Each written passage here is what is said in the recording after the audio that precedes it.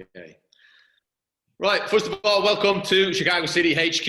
It's a bit lonely in here on my own tonight, but we're going to do a nice live Thursday stream here. 4 hours, if you want to stay on for the whole 4 hours. We're going to get into some really cool stuff. Some couple of interviews, some new partner rollouts, which, you know, we're very excited about, and things we've been working on for a couple of months now. We're going to have a bit of fun with it. You know, please get involved. Please ask questions, and we'll get it rolling. So first up is Amine and Fouad. These guys are going to introduce themselves, but they are the two new directors of our Chicago City South. We only met them back in July, or I only met them back in July. Been a very quick couple of months working with them every couple of days a week. It's been an absolute pleasure, and I'm really excited for this interview. It's going to be a lot of fun, and I hope you guys get to know them a bit more as we get through this. So over to you guys. Amine, I'll start with you. Hey, Nick. Hey, thanks for having us here. It's a pleasure to always be talking to you. Fouad, how about yourself? Hey, Nick, my man, how are you? Good to hear your voice again. I'm like used to your voice right now. Hi, everybody. Welcome. Thank you for inviting us. It's a pleasure. Absolutely. Right, let's get straight into it. One question I like to ask, you know, anyone when we kind of do these things is like, just tell me kind of your first memory, how you got into football, as it is where you grew up, or soccer here in the States, and why. So, first of all, Nick, I wanted to introduce myself. My name is Amine Airaki. I'm the director of coaching at Chicago City South. Also the co-founder of Berber City, our men's team. I have a family, a wife, and a little daughter. She is 3. Also teachers. She goes to preschool to our school building. I don't remember exactly when I started playing soccer because it was so early that you don't even remember. Yeah. But the one thing I wanna really share is I do remember the days Fouad and I, my brother Fouad and I, would sneak out the house and then just go play soccer all day long. A Sunday, we didn't care about eating, we didn't care about drinking. All we did was playing outside, basically, and that stuck in my mind for sure. Well, can you tell them where you grew up as well, because that I think paints a bigger picture of. Because I was going to ask you what kind of surface were you playing on and things like that. So I'm from a city called Al Hoceima. It's in the Reef region of North Africa. It's a small city. So it's really safe outside. Everyone would just play. We have a professional team called Shabab Reef Al Hoceima. It's an academy, so it starts only at U12. That academy would collect best players of the city. So before U12, you would just play in your neighborhood and tournaments and things like that. You have to be then good enough when you're 11 to get selected to this pro team that we have in the city, the only pro team we have.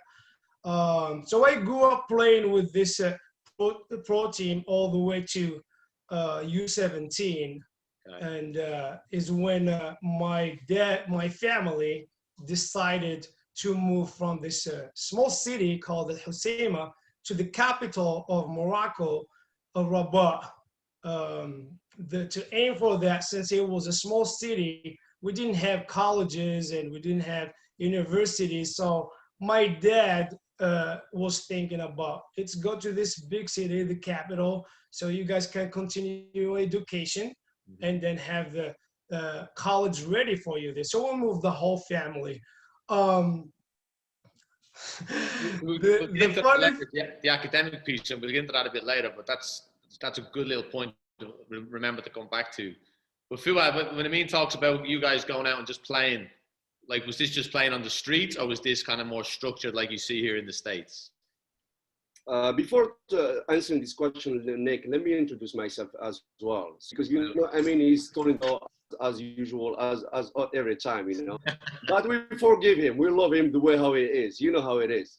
Anyways, so my name is Fouad Airaki. I'm the director of operation of the Chicago City South in the South Loop, and also the co-founder of the main man.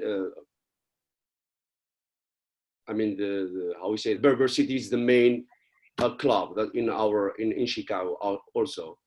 To add to what Amin said, so basically, when he came from a very small city, okay, so he called Al Husayma, we don't have a lot of facilities, okay, so kids in general, they play soccer in the street as early age as they can. So when you're like, let's say after school, everybody does what? Play soccer. So when you're home, you hear kids playing soccer. So you go crazy. All what you think about, you just go outside and play soccer.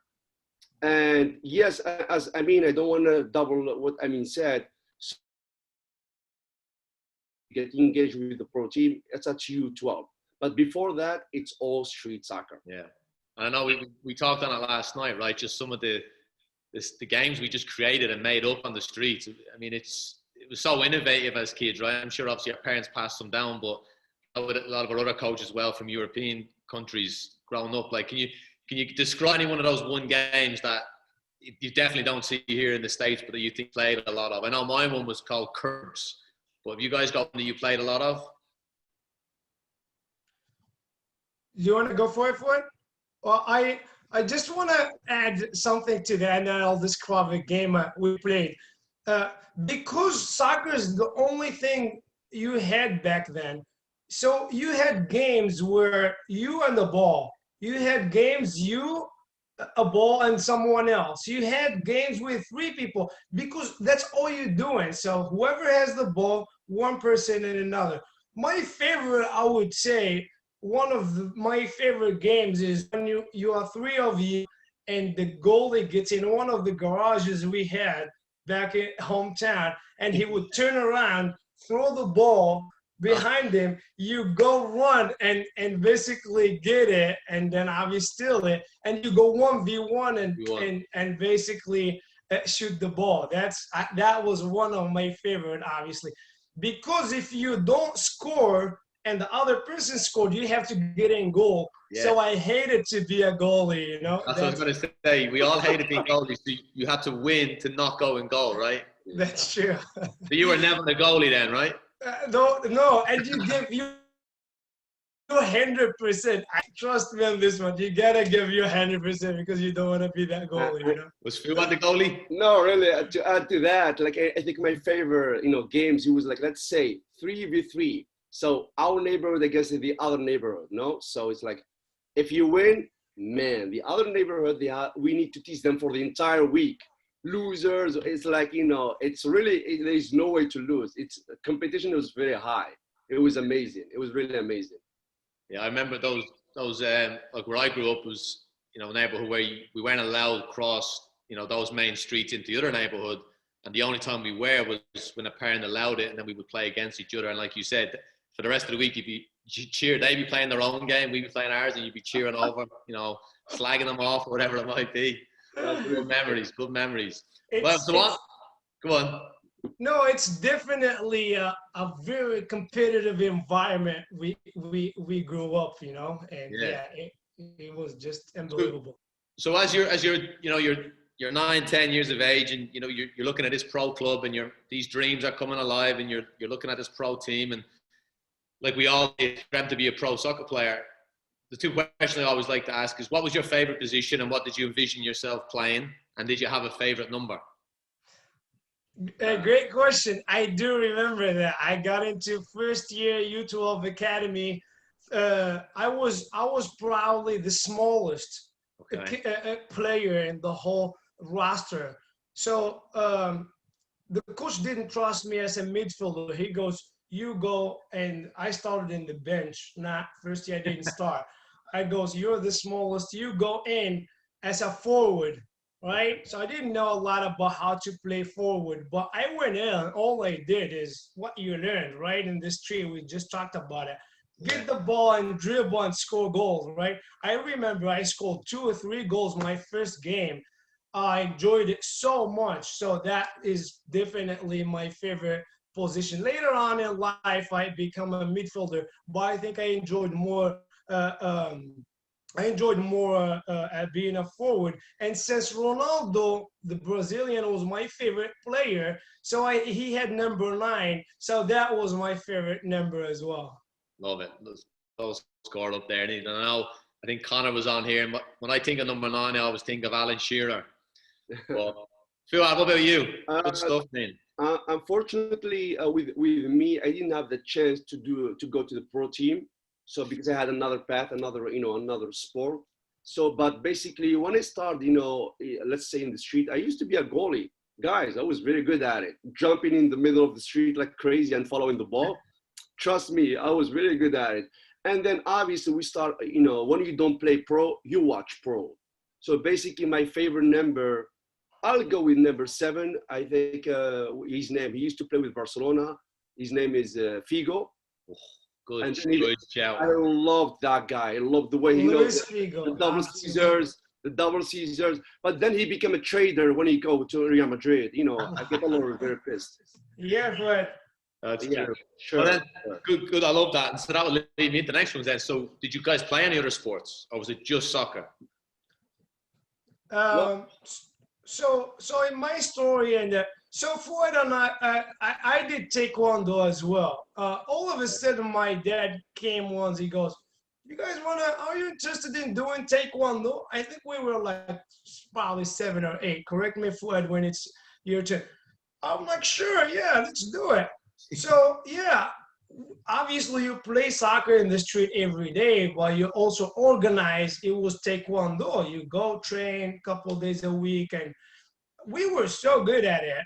And I went to do the champions, the national tournament of Morocco, which I was 3rd in my age group. Wow. Then when we got to U12, I got to this academy team soccer. There is when my mom goes, "All right, choose one, buddy. Either this or this. So obviously the love of soccer is always there. So I choose soccer. So just to stick on that taekwondo, like I'm sure there was some great discipline lessons that went in and helped in your soccer career. And I know Fuad, you were big in that. I'll let you talk on those other sports as well, though. But touch on that for me as well, if you can.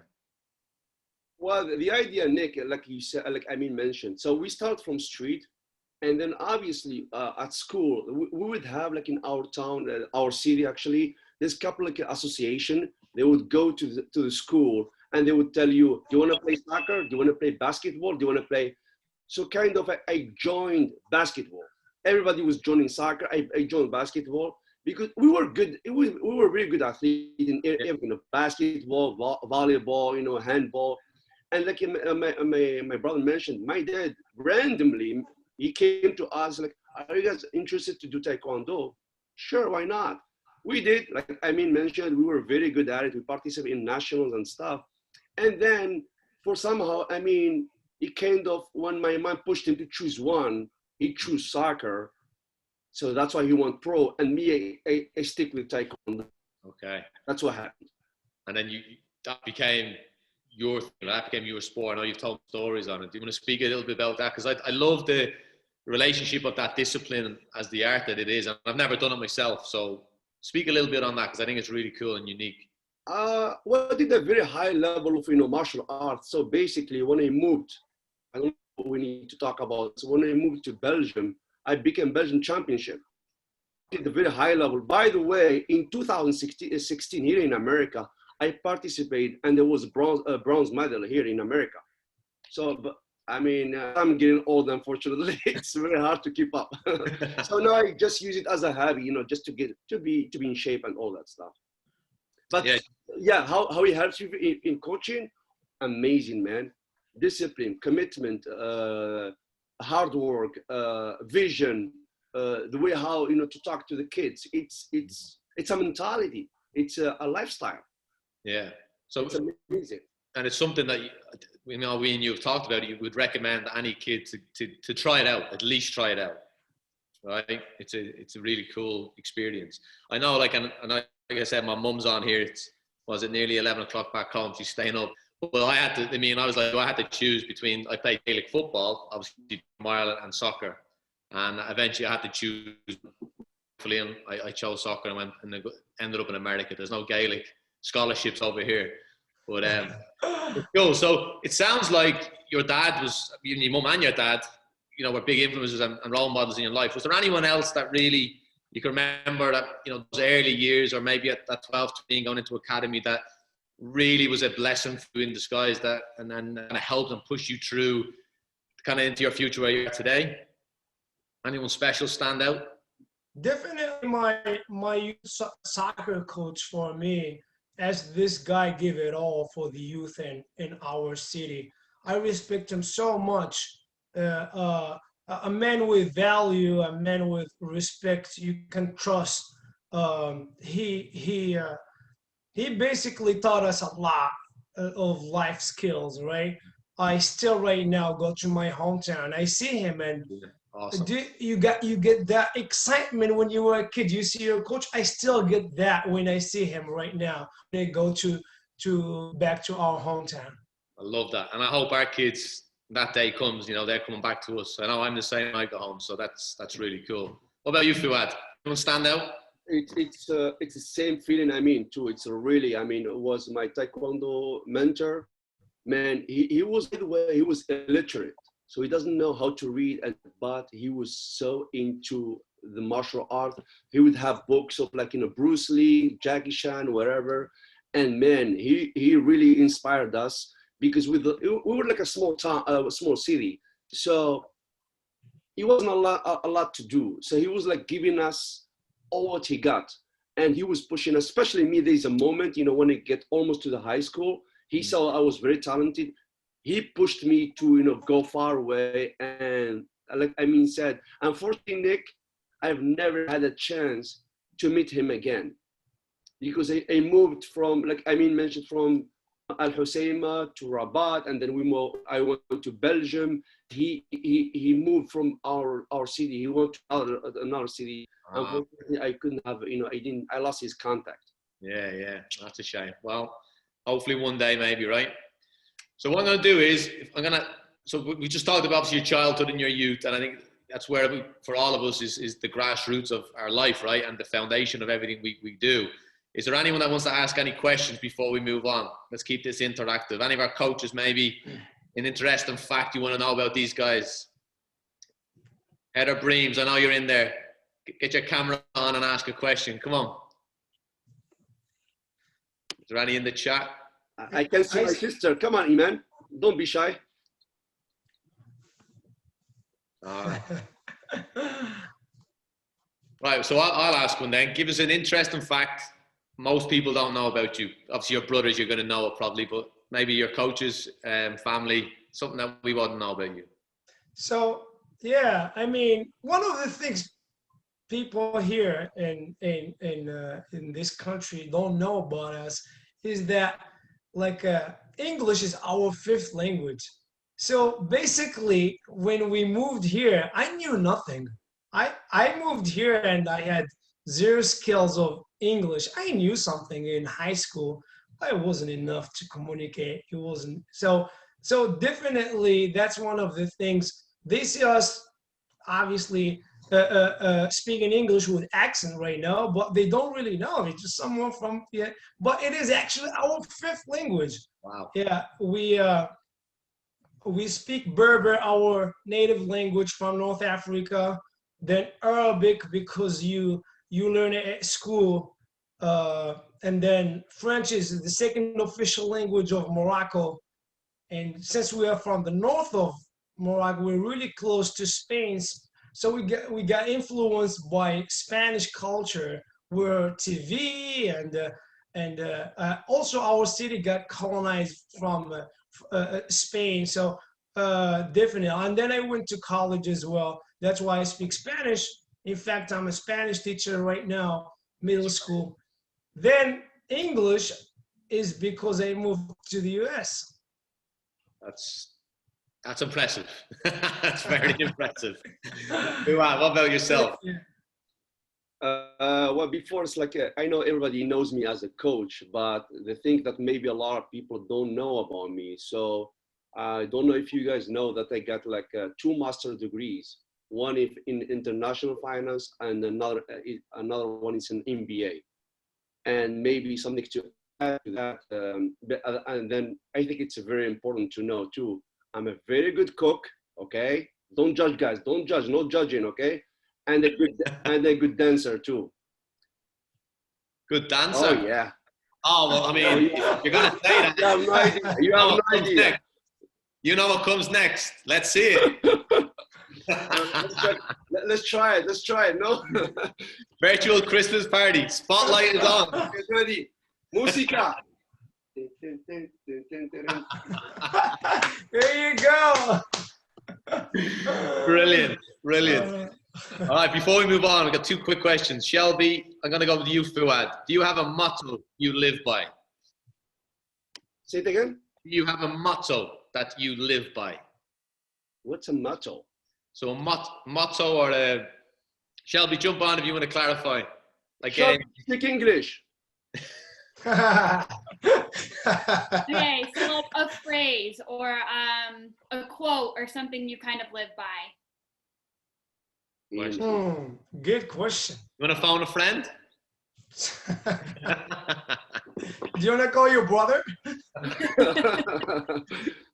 don't know. That's right, while you think of it. I'll think about it, Shelby. I'll think about it. Yeah, okay. And then Simone is asking, Simone, you want to jump on and ask? It's another good question. I like it. Is she there? Yeah, I was just wondering, is there any professional soccer coaches that you kind of take inspiration from, or a favorite coach, kind of past or present, that you've kind of, you know, really looked up to and maybe learned from and tried to put into your kind of coaching? Absolutely. Yeah.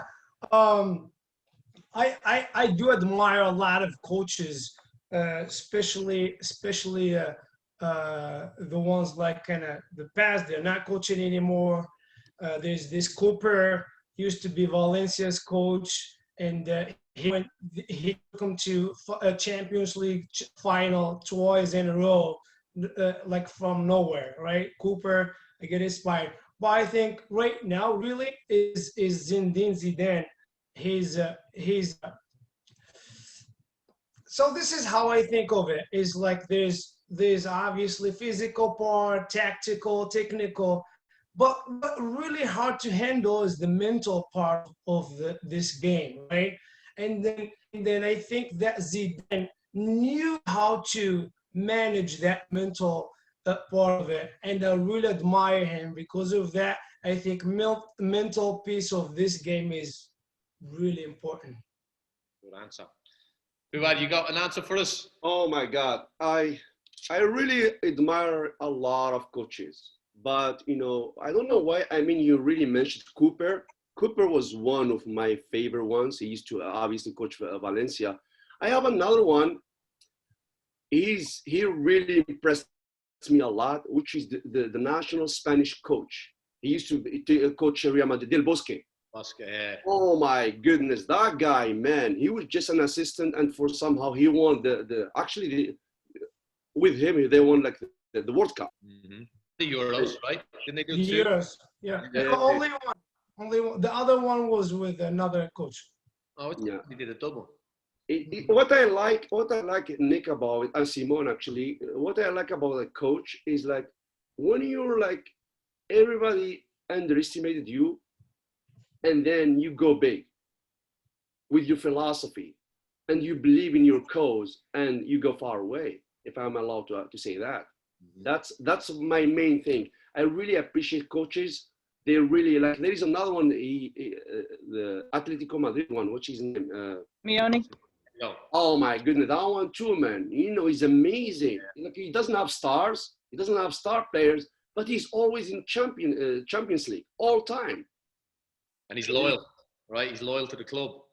Definitely. He's very loyal too. So great question, Simone, which actually leads into the next questions for you guys. So we'll go start with a Fouad on this one.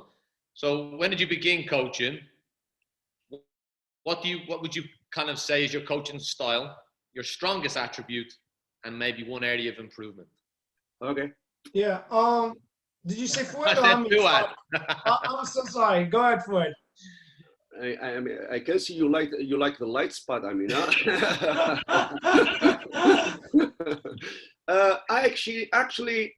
I started officially to coach in 2016. But Okay. why coaching? Really, that's the real question. Mm-hmm. I choose coaching because before coaching, I was a French/Spanish teacher.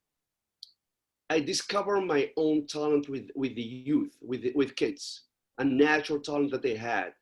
And I saw how I was really, really successful as a teacher, and they liked it a lot. And then coaching, when you talk about coaching, it's not you're talking about you're working in this international company where you're offering maybe services or you're offering a product, and you make the CEOs richer and richer. With soccer or with teaching, you do with human beings. So you inspire them, you guide them, you help to create a beautiful personality. That's what it is. That's the first part of coaching, okay? And what was the second part, by the way? You said something. So you say is your strongest attribute. You've kind of touched on it. Oh, okay. And then an area of improvement that you see for yourself moving forward. Okay. So my philosophy in coaching is this. In Chicago area, we have a lot of coaches. They know the game. They know the strategy. They know what you should do to win games. There's a lot of coaches. Let's talk just about Chicago area. We have a lot of coaches like that. But is the coaching? I don't think so. Because I think that in my philosophy is that there is three elements: coach, teacher, parents.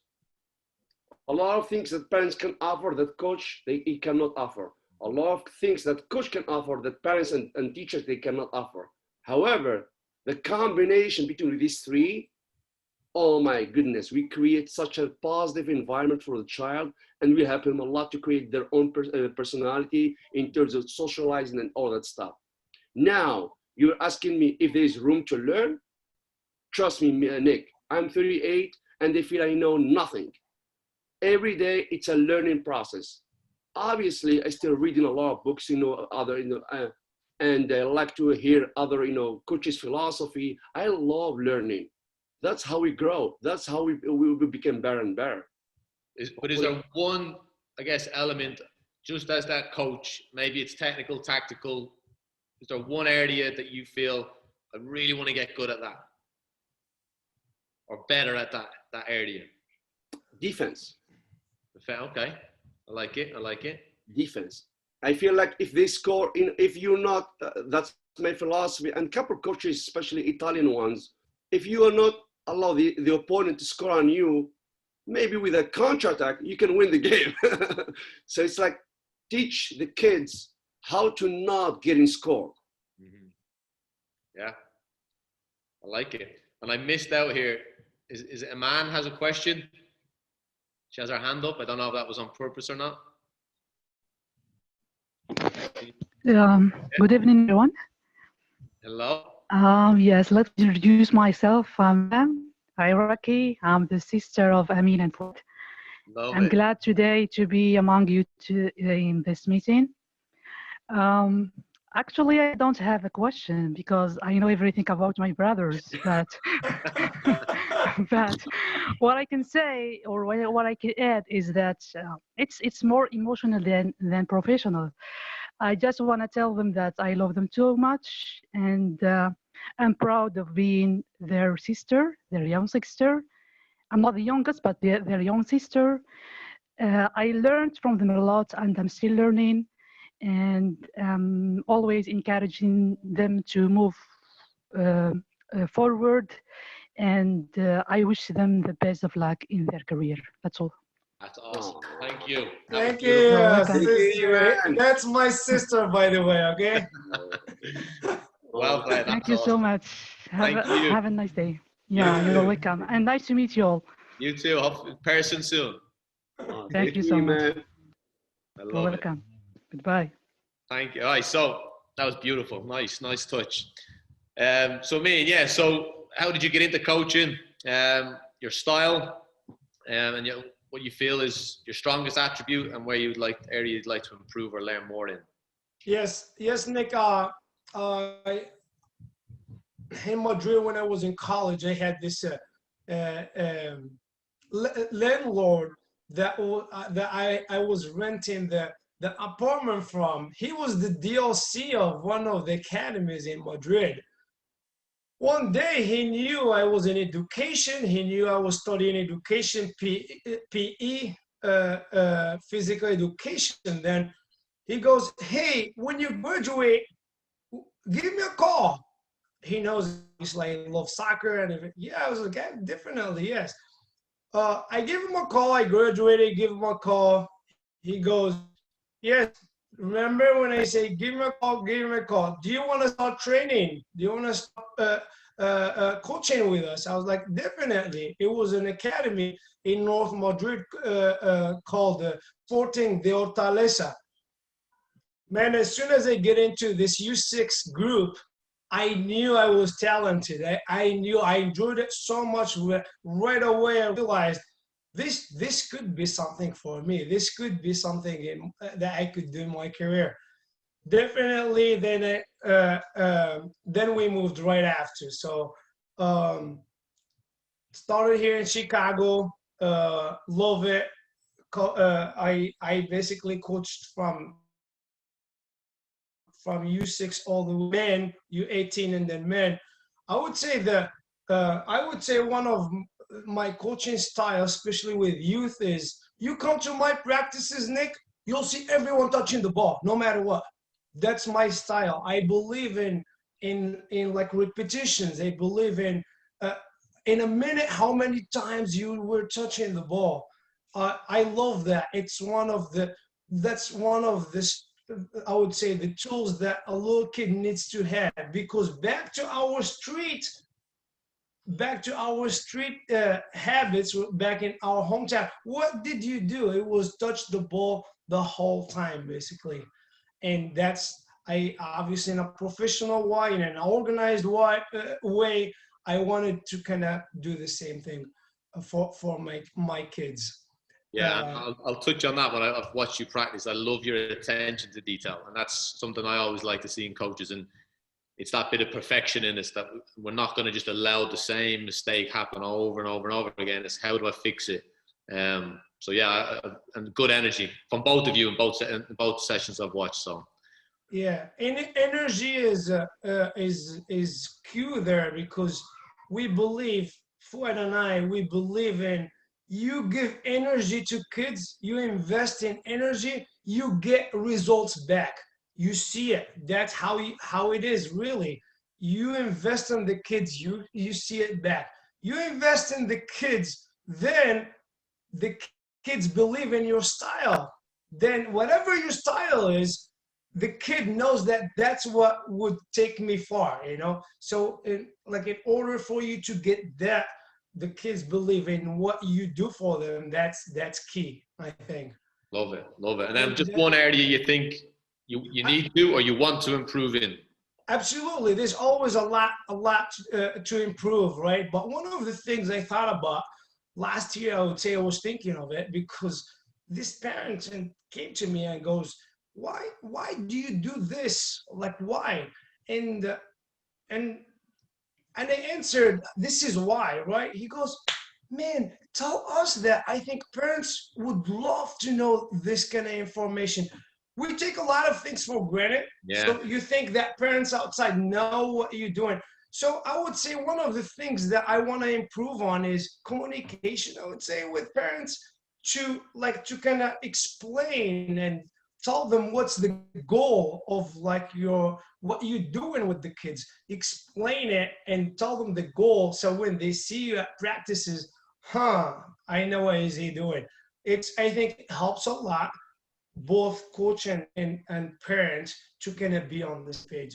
Yeah, definitely. I think that's a big part of the culture that we've set City, I think. And I think, Phil, you talked at a meeting yesterday about, again, where we come from, we do take it for granted, and that you should be able to do X, Y, and Z in terms of passing and receiving, but not everybody knows. And then if you're teaching a certain way, parents haven't played soccer sometimes in the US, right? So they need to be kind of, I guess, told as, you know, 101 soccer type kind of concept. So that's a really good one. I like that one. Right, so getting to more time here, but I want to push on. So obviously, you know, I said at the kind of very start, we met in July. And I want us just to touch on kind of this relationship and how it started and kind of, you know, where we're looking to go. So as you guys take on this Chicago City South location, you know, what attracted you, first of all, to the brand of Chicago City? And then what are you most excited about, you know, moving into 2021, hopefully pandemic done, let's move on. Phil, I will start with you on that one. Thank you. I think it's an question, Nick. So obviously, before, you know, getting married in Chicago City, we had many opportunities to deal with other clubs, basically here in Chicago. Okay, I think one of the personally, I mean, he might be agreeing with me at this point, is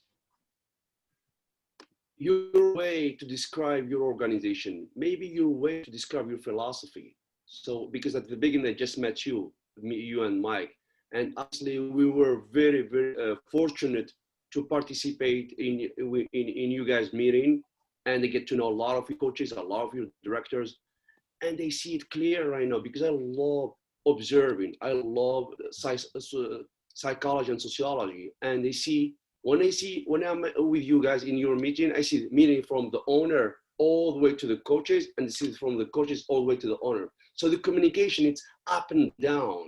So you guys are open. If you're open, when you translate that to the families, they get it. Why? Because the families, they get the respect. The kids, they get the respect, and it's vice versa. So when everything gets clear, and when you trust your product with your program, soccer program, and you're proud and confident about it, everything is in, basically. You don't worry what your neighbor is doing. That's not the idea. You are confident. And that's the fact you're confident. Families love that. And families love that confidence. If I have a kid, I go to a program where, you know, everybody's selling himself in a very beautiful way, and they are very confident. I would love to have my kids over there. So basically, that's what I liked a lot about the Chicago City, and transparency, serious hard work, and the relationship with the like I said, with the staff, with the families, with kids. It's just amazing. And I personally, I am willing to do the same in the South, and growing, obviously, using my touch, my personal touch, and then grow in the same philosophy and the same environment. That's my point on that. I mean, beautiful. Thank you for the kind words, and well said. Well, and I always remember the first, obviously we were in Zoom calls right from the beginning when we were meeting, and you stayed quiet for the majority of that meeting, but you would come back with some beauty questions, and they were challenging, and I love to be challenged. And I have to say, it showed again a lot of your character and those questions you were asking, which are important to yourself, and I feel are important to me and our team here as well. So love it, great stuff. I mean, what do you think? Hey, so in my personal opinion, I think adding to what Fouad said, the reason why I would say one of the biggest reason is how the organization is well organized, and like that group, the professional group you're working with, that's what got me to like, these guys know what they're doing. I was so excited to be part of like this group of professionals that I can learn from, right? There's so many things to learn, and this gave me a chance to kind of get into that. And then one of the other things as well is the giving back to community, because I believe in our job really is how you create generations of human beings, right? Of like people, right? Not only players, but really generation. I think I saw that in Chicago City, and I was really excited to form part of that. Awesome. Again, appreciate, you know, it's been a quick transition and relationship, I guess, formed. You know, we jumped straight in October, and I mean, I think everybody's been over the moon with the relationship and how it's moving forward. So the last topic before I go to some questions here is, something we're even more excited about, and with everything you guys are doing and the foundation as well, is the Berber City. Tell us about Berber City. I mean, go for it. Let's hear it. All right. So when I first moved to the US in 2010, I started playing with all these semi-pro teams around in Chicago area, and I saw the job they were doing, and it wasn't enough for me. Fouad joined me right after, the year after, in 2011. I felt strong now. My brother is here. I was like, hey, Fouad, this is what's going on in Chicago. I play, I enjoy, but I really want my philosophy there, you know? We're like, let's go and form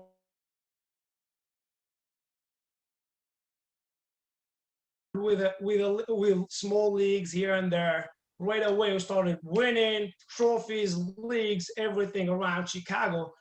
I thought next year, right away, well, let's go big, right? Right away, we jump into the National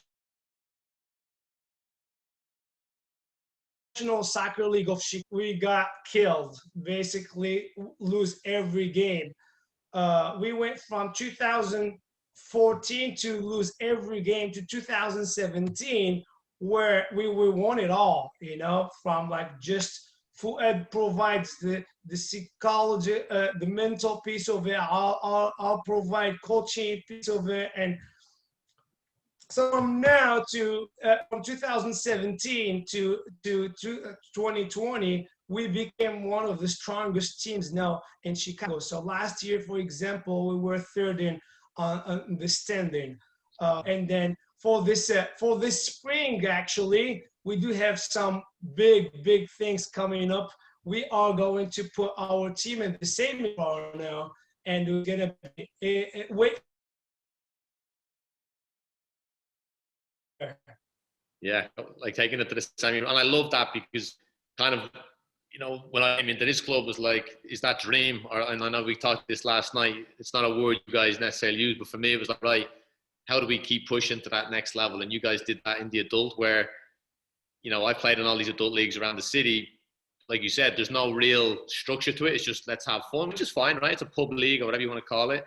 And you saw this piece. No, I want to do more. I want to provide more. But I want you to touch on what else you want to. But I want you to touch on a bit of the opportunities this men's team provides for our high school players, because I think that's a key piece to this. So yeah, to add to that, just you know, before we opportunities. So with Berber City, so I want to be clear about we're dealing with adults, so it's not youth. So with adults, it's so hard to provide philosophy, environment. You know, everybody, everybody become expert in soccer, especially when you start losing. It's like, you know, so it was very hard. We really suffered a lot to bring the team where it is at.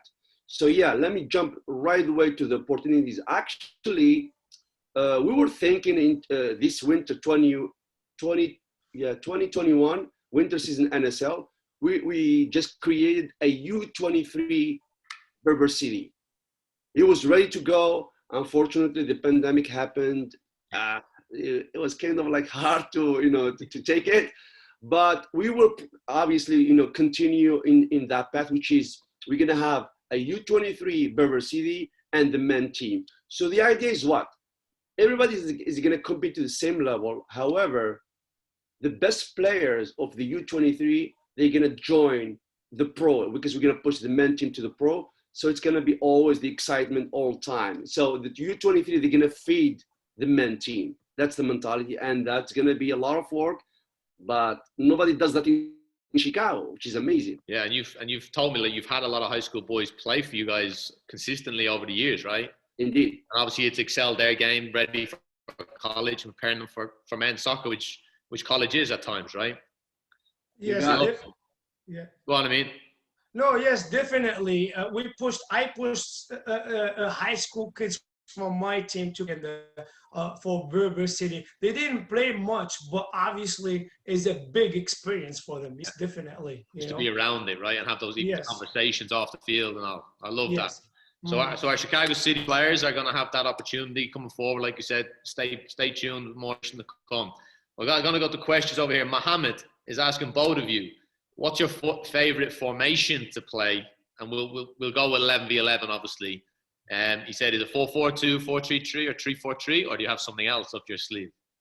No, man, I'm a big fan of a 4-3-3. I love it. I could change sometimes to a 4-4-2 if needed, but definitely a 4-3-3 with my left and right back all the way up, attacking with 7 players. You're attack-minded. Yes, definitely. I think we've had this conversation. I'm probably more defensive, and I know I had many conversations with Slavo, technical director, and he's probably the same as yourself. He's very attack-minded. He's like, let's get on the front foot, put them on the back foot. And it's worked for him. And I know it's worked for you too. So that's really cool. Something really fast. And I usually in college, when you go to college, they're more defensive. They want to win games, defensive. So I had this high school player that played the left back for me this last years. All he does was go in with his lefty score. And then now this college recruited him because he wanted someone like that would go up like as a left back and cross for him. And it was weird for me because usually in college, you're not looking for that, you know? Yes. Very good. Like that. It's kind of interesting how Mohammed, you know, we're talking about our lives and he goes straight to strategy. He doesn't care. I want a strategy 4-4-2, 4-3-3. I get it, Mohammed. He wants to know more about the strategy, how it goes. Yes, definitely our philosophy, it's more 4-3-3. It's more the left and right back goes up, and, you know, we love our style. It works. Sometimes we go 4-4-2, but not very often. Yeah, I like it. Okay, Matt has a question. Matt, do you want to come on? I know I should have said it to Mohammed, sorry. But Matt, do you want to come on and ask the question on camera? Sure. Awesome. Sorry. I was just curious on your guys' on how important it is to establish a culture or identity that kids will buy into. Good one. Yes, it's really important. I already mentioned it. That's key right there. When you get the kid buy into your philosophy and buy into your style, the kid would do anything you want. You do everything he would do for you. Right. We're talking about a U8, but we're also talking about a high school kid. When he believes in you, he believes in your style. That's it. He would give it all in the field for sure. Right. Yeah. To add to that, you know, philosophy, it's key. Okay, so sometimes maybe you come up with a philosophy, Matthew, and but you were like, you ask question to the kids. What do you guys? Sometimes you make them involved and you adjust yourself. You know, you come up with an idea how is we gonna do philosophy. But basically, like my brother said, if your philosophy works and it brings result, all your kids, no matter how age they are, they believe in that. That's the thing. That's the key. Thank you.